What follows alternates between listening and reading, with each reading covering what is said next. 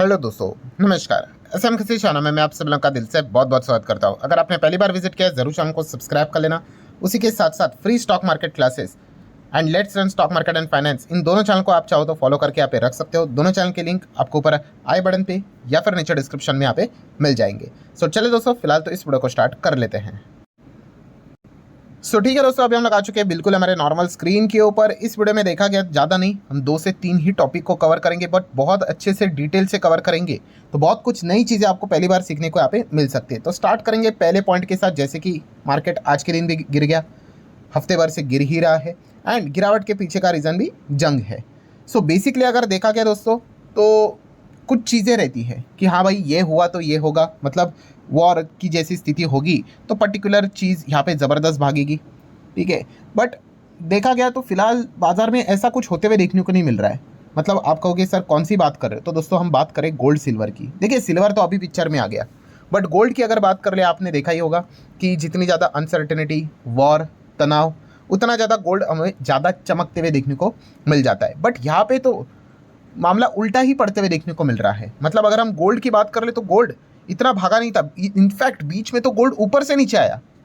Silver तो इससे भी ज़्यादा वॉलेटाइल रहता है, तो सिल्वर भी आप देख सकते हैं 85 के आसपास, ये तो भागा है इसीलिए, वरना ये देख लो कहा था सिल्वर और कितना नीचे आया था, देखो 80 के भी नीचे चला गया था, फिर वो थोड़ा रिकवर किया, इसलिए अभी ओके ओके लग रहा है।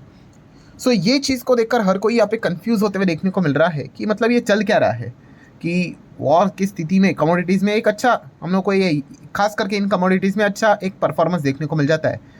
ये उल्टा क्यों चल रहा है? तो दोस्तों इसके पीछे का सबसे बड़ा रीज़न अगर कोई है तो वह है yes strong US dollar. American dollar की दोस्तों वापसी हम लोग को होती हुई देखने को यहाँ पे मिल रही है। जैसे मैंने इसके पहले भी आपको बताया था, अभी पता नहीं कितने लोग मेरे वीडियोस को एकदम बहुत अच्छे से सुनते हैं। अगर किसी ने ये चीज़ सुनी होगी तो जस्ट कमेंट सेक्शन में यस बोल देना। कौन सी चीज़? मैंने इसके पहले भी आपको कहा था कि काफ़ी लोग कहते थे कि डॉलर रिप्लेस होगा करके। मैंने बस इतना ही कहा था कि भाई इतना सिंपल नहीं है डॉलर को रिप्लेस करना, एंड अगर ऐसा होगा तो भाई अमेरिका दुनिया में जंग का ऐलान कर देगा। एंड फिलहाल आप देख सकते हो दोस्तों क्या चीज़ें चलती हुई देखने को मिल रही है। हो क्या रहा था, बीच में हम लोगों ने देखा था कि बहुत सारे सेंट्रल बैंक डॉलर के बदले, आपने सुना होगा, गोल्ड के रिजर्व्स बढ़ रहे हैं, सिल्वर के भी रिजर्व्स बढ़ रहे हैं। हालांकि वो तो इंडस्ट्रियल रीजन है, बट फिर भी तो इस चीज़ के चलते ये बातें हो रही थी कि भाई गोल्ड सिल्वर डॉलर को रिप्लेस करते हुए देखने को मिल रहे हैं। बट अभी की अगर बात कर ले दोस्तों, तो वापस डॉलर हम लोग को कम बैक करते हुए देखने को यहाँ पे मिल चुका है। कैसे पता चलता है? डॉलर इंडेक्स के थ्रू। यस, डॉलर इंडेक्स की अगर बात कर ले, लास्ट टाइम तो हमें ये 99 तक आते हुए देखने को मिल गया। वाह, मतलब जो बीच में इतना नीचे था, 98 के भी नीचे 97 के करीब देखने को मिलता था, वो वापस 100 के और अप्रॉक्सीमेटली आते हुए देखने को मिला था, जो इंडिकेट करता है कि डॉलर काफ़ी ज़्यादा मजबूत हुआ है। ठीक है, देखिए डॉलर हमारे रुपये के अगेंस्ट तो मजबूत है ही है। डॉलर इंडेक्स में हमारा रुपये नहीं रहता है और 6 करेंसी रहती है अदर। डॉलर काफ़ी ज़्यादा स्ट्रांग देखने को मिल गया, डॉलर का कमबैक होते हुए देखने को मिल गया। मतलब डॉलर के ऊपर जो यहाँ पे भरोसा है वो वापस हम लोग का बढ़ते हुए देखने को यहाँ पे मिला है। एंड आपको पता ही है ऑयल एंड डॉलर का रिश्ता, ठीक है। कोई भी अगर आप ऑयल की डील करते हो भाई, तो वहाँ पे करेंसी डॉलर का इस्तेमाल यहाँ पे होना चाहिए, ये एक प्रेशर रहता ही है।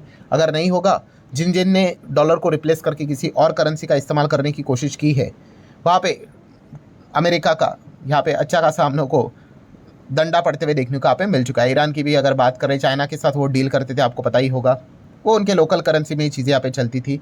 ये इसके पीछे का लॉजिक यहाँ पे रहता है। मतलब पॉइंट क्या है जो आप सोच रहे थे कि गोल्ड एंड सिल्वर तो भागना चाहिए था, बट गोल्ड एंड सिल्वर की अगर बात कर रहे हैं तो यस, डॉलर मजबूत हो गया।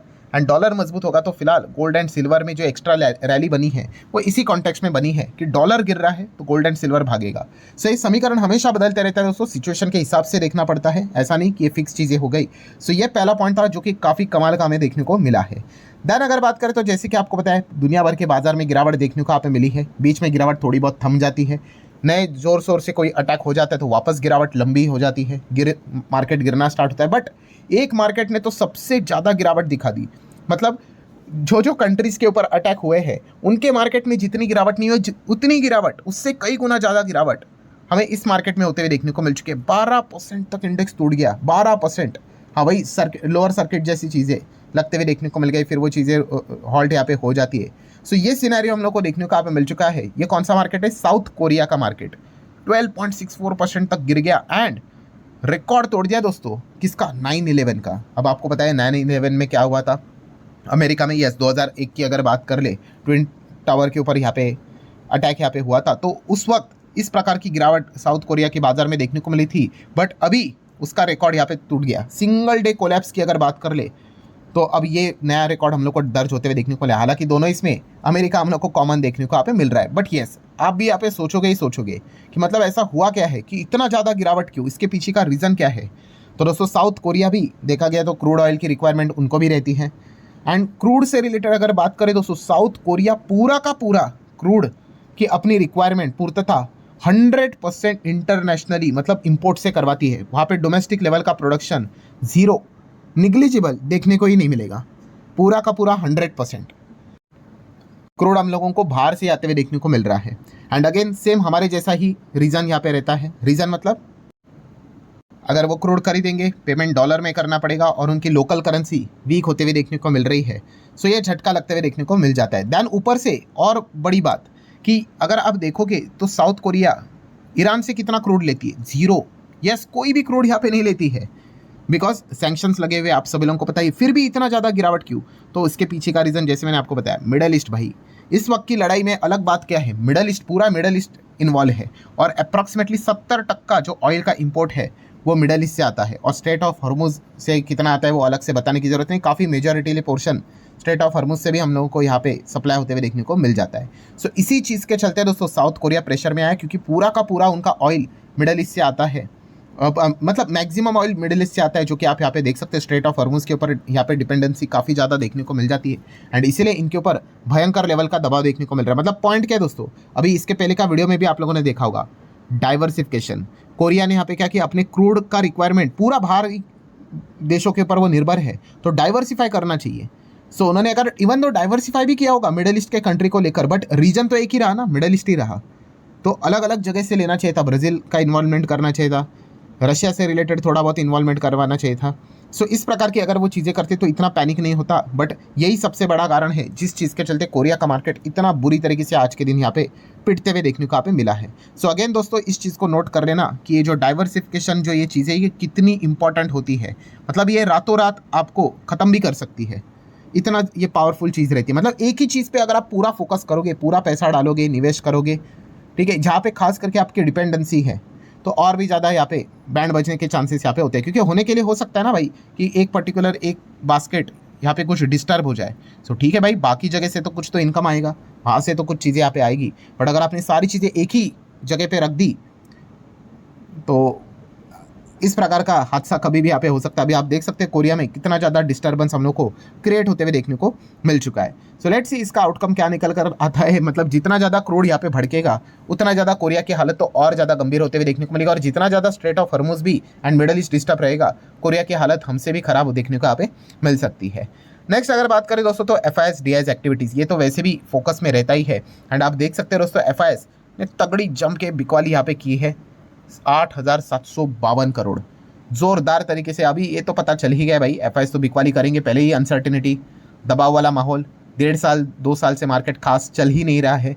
एंड ऐसे सिचुएशन में अगर ऊपर से करेंसी अगर हमारी वीक अगर हो जाती है तो फिर FIS तो आपको बताइए जो भी इनके एग्जिस्टिंग रिटर्न्स है वो ऑटोमेटिकली डिटोरिएट खराब होते हुए देखने को मिल जाती है। यही अगर कल 93 अगर हो गया फॉर एग्जांपल, तो उनका रिटर्न और कम, 94 हुआ तो उनका रिटर्न और कम, मतलब जो कमाया है वो भी धुल जाता है। ऊपर से सरकार ने टैक्स लगा के रखा हुआ है, जो कि इस बजट में सबसे ज़्यादा उम्मीद वाली चीज़ थी कि FIS को अगर वापस बुलाना है तो टैक्स चलो जीरो नहीं, कुछ तो कम करो, बट ना तो कम हुआ ना तो जीरो हुआ। जैसी दुनिया चल रही थी पहले वैसे उन्होंने टैक्स यहाँ पे लगा के रखा हुआ है। तो इसी चीज़ के चलते अभी के जो माहौल है इसमें तो ये तो पता चलेगा भाई कि FIS तो ज़्यादा से ज़्यादा बिकवाली करेंगे। एक आध बार कभी कोई अच्छी खबर निकल कर आ जाए तो थोड़ा सा बिकवाली कम कर देते या फिर बाइंग कर देते उस पर्टिकुलर दिन के लिए, 1-2 दिन के लिए। ब्रॉड लेवल पे देखा गया तो बस यहाँ पे ठुकाई ही चलते हुए देखने को मिल रहा है। इनफैक्ट मार्च मंथ की भी अगर बात कर ले, 2 मार्च को आप देख सकते हो 3,2500 करोड़ की बिकवाली, और अभी 4 मार्च की बात कर ले तो 8,752 करोड़, मतलब 2 दिन में ही मार्च में 12,000 करोड़ का नेट सेल्स उन्होंने करके रखा हुआ है। और ऐलान तो कर ही दिया भाई कि मार्च मंथ में भी जोरदार तरीके से बिकवाली देखने को मिलेगी, रैदर देन फेब या फिर उसके पहले का जो मंथ था उससे भी ज़्यादा और ब्रूटल गिरावट हम लोग को देखने को यहाँ पे मिल सकती है। सो सिचुएशन अगर नहीं बदली एंड अगर हमारा रुपी भी अगर नहीं बदला तो फिर या फिर नहीं संभला तो ये चीज़ें होने के चांसेस काफ़ी ज़्यादा यहाँ पे रहने वाले हैं। सो ठीक है दोस्तों, जितने भी इंपॉर्टेंट पॉइंट्स थे, अपडेट्स थे, वो सारे यहाँ पे मैंने कवर कर लिए। वीडियो हेल्पफुल लगा होगा, चाहो तो like as well as share यहाँ पे कर सकते हो। मिलते हैं नेक्स्ट वीडियो में, तब तक के लिए बाय बाय।